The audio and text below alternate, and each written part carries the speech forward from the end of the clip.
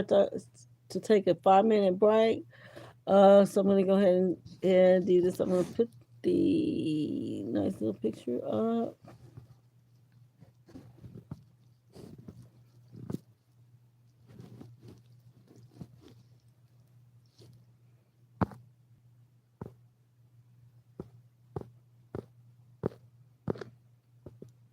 Hmm.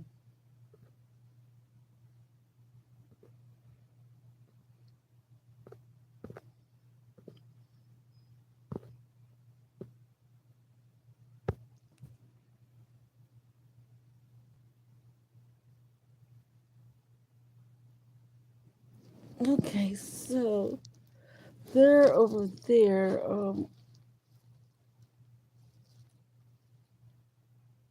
Mm, they're around here, and around here somewhere. When I put my finger in the camera, right around, they gotta be around here. And that crevice right there. I think that's where we are, a little pathway. That's what I'm guessing. But young guys can go ahead and decide on your own, have conversate about it. You're free to do that. But I'm thinking that's where they are. Mm. Okay, so let's go ahead and get started. And we're going to just keep.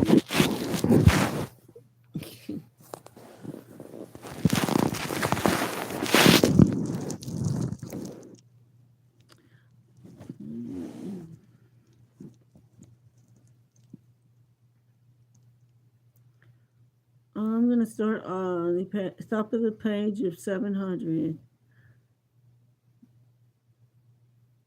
Haven't you had no sleep, Mr. Proto? He said. What's the time? Seems to be getting late. No, it isn't, said Frodo, but the day is getting darker instead of lighter. Darker and darker. As far as I can tell, it isn't midday yet, and you've only slept for about 3 hours. I wonder what's up, said Sam. Is there a storm coming? If so, it's going to be the worst there ever was.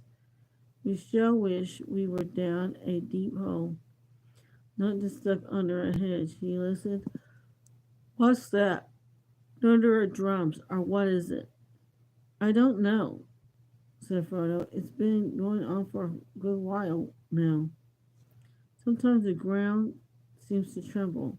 Sometimes it seems to be the heavy air throbbing in your ears. Sam looked around.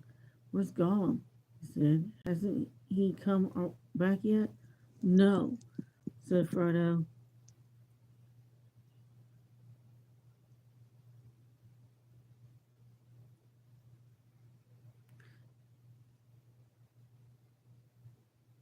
Well, said Frodo, there's not been a sign or sound of him. Well, I can't abide him, said Sam. In fact, I've never taken anything on a journey that I'd have less worry to lose on the way. But it would be just like him after all these miles. You go and get lost now, just when we shall need him most. That is, if he's ever going to be any use, which I doubt. You forget the marshes, said Frodo. I hope nothing has happened to him. And I hope he's up to no tricks. And anyway, I hope he doesn't fall into other hands, as you might say, because if he does, we shall soon be in trouble.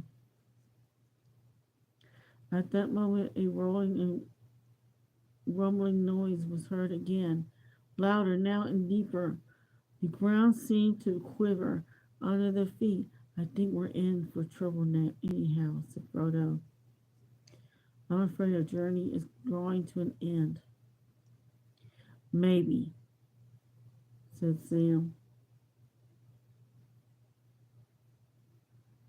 But where there's hope, as my gaffer used to say, and need of victuals, as he most ways used to add, you have a bite, Mr. Frodo, and then a bit of sleep.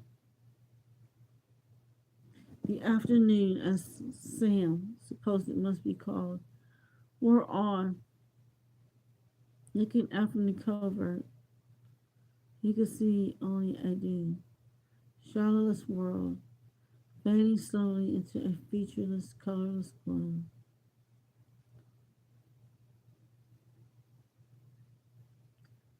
It felt stifling, but not warm.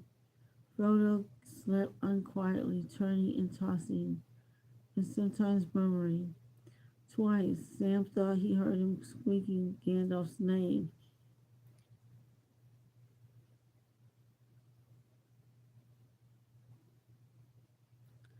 The time seemed to drag interminably. Suddenly, Sam heard a hiss behind him, and there was Gollum on all fours peering at them with gleaming eyes. Wake up, wake up, wake up, sleepies, he whispered. Wake up. No time to lose. We must go, yes, we must go at once. No time to lose. Sam stared at him suspiciously. He seemed frightened or excited. Go now. What's your little game? It isn't time yet. It can't be tea time. Even leastways, not in decent places where there's tea time. Silly, hissed Colin. We're not in decent places. Time's running short. It's time running fast. No time to lose. We must go. Wake up, master. Wake up. He called at Frodo, and Frodo, startled out of sleep, sat up suddenly and seized by his arm. Gollum tore himself loose and backed away.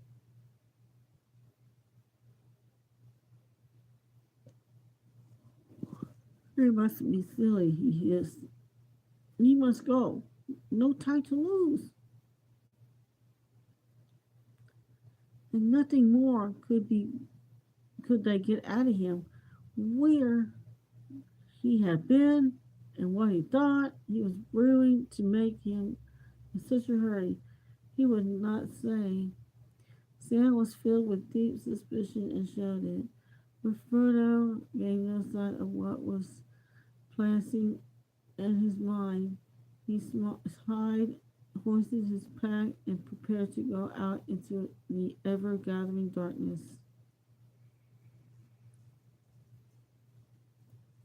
Very stealthily, Gollum led down the hillside, keeping under cover wherever it was possible, and running, almost bent to the ground, across any open space, but the light was now so dim that even a keen-eyed beast of the wild could scarcely have seen the hobbits, hooded in their gray cloaks, nor heard them walking as warily as the little people can, without the crack of a twig or a rustle of a leaf. They passed and vanished.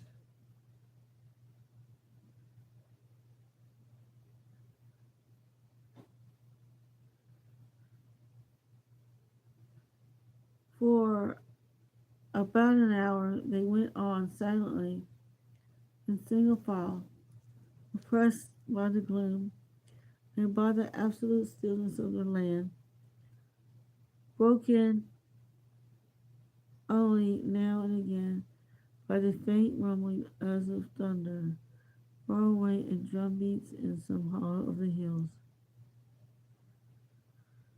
Down from the hiding place they went, and then turning south, they stared as straight as course as God could find across the long broken slope that led towards the mountains.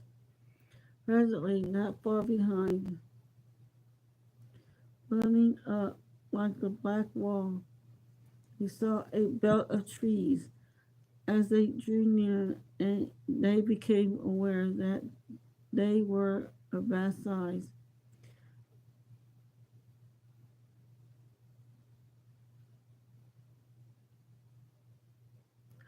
Very ancient and seen and still towering high, though their tops were gaunt and broken, as the tempest and lightning blast had swept across them, but had failed to kill them or shake their fathomless roots. The crossroads, yes, whispered Gollum. The first words that had been spoken since they left the hiding place. We must go that way.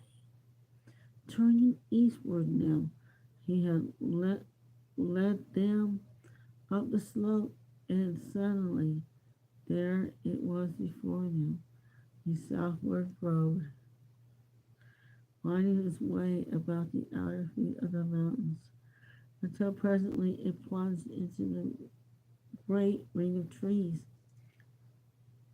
This is the other way, whispered Gollum. No path beyond the road.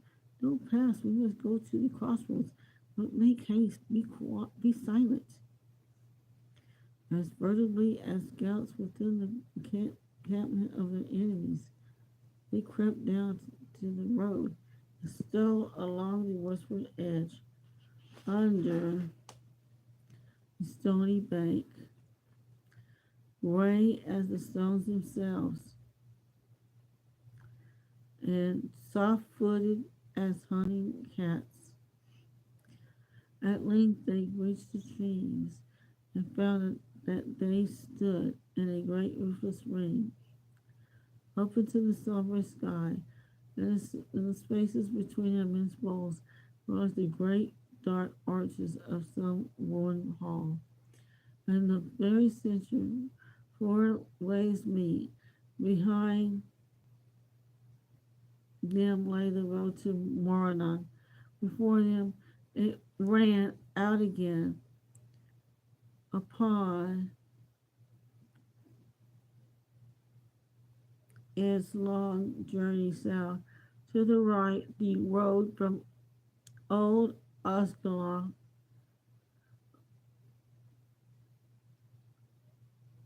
came climbing up and crossing passed out eastward into darkness. The fourth way, the road they were to take. Standing there for a moment, filled with dread, Frodo became aware that a light was shining. He saw it glowing on Sam's face beside him. Turning towards it, he saw beyond an arch of boughs the road to Osgiliath, running almost as straight as a stretched ribbon down and to the west. There, far away, beyond said Gondor, now over all the shade, the sun was sinking, finding at last the hem of the great slow rolling pall of cloud.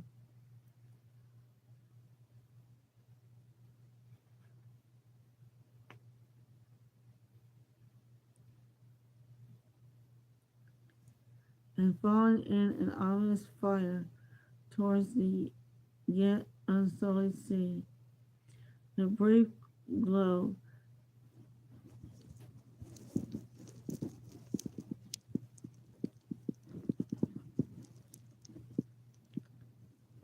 fell upon the huge sitting figure, still and solemn as the great stone kings of Argonaut. The years had gnawed it, and violent hands had lamed it. His head was gone, and in his place was set in mockery a round, rough-hewn stone. Roughly in its place was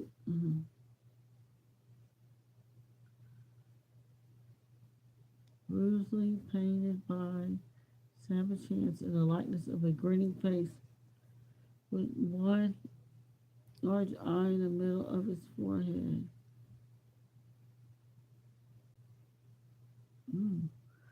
Upon his knees in mighty chair, and all about the pestle were idle scrawls mixed with the foul symbols that suggest that the maggot folk of Mordor used. Hmm. Suddenly, caught by the level beams, Frodo saw that the old king's head was lying rolled away by the roadside. Look, Sam, he cried, startled into speech. Look, the king has got a crown again.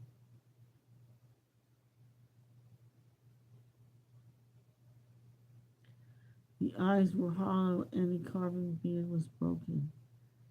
But about the high stern forehead there was a crown of silver and gold. A trailing plant with flowers, really small with white stars, had bound itself across the brows as if in reverence for the fallen king. And the crevices of his stony hair, yellow stone crop, clean.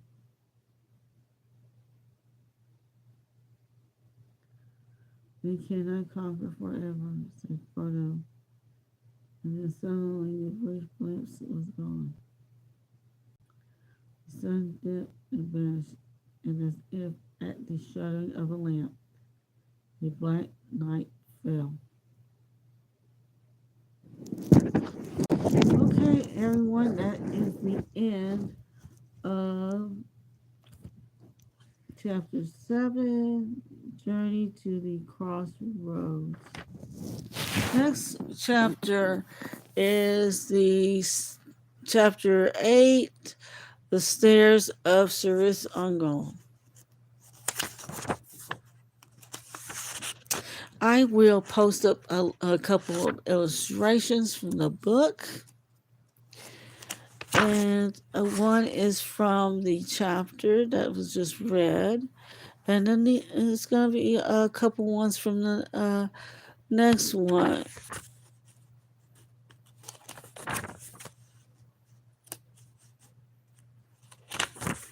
Yeah.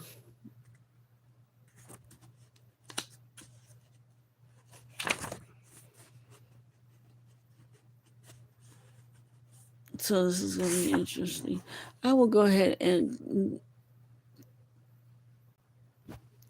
get to work on that. Take those pictures and go over there and just label.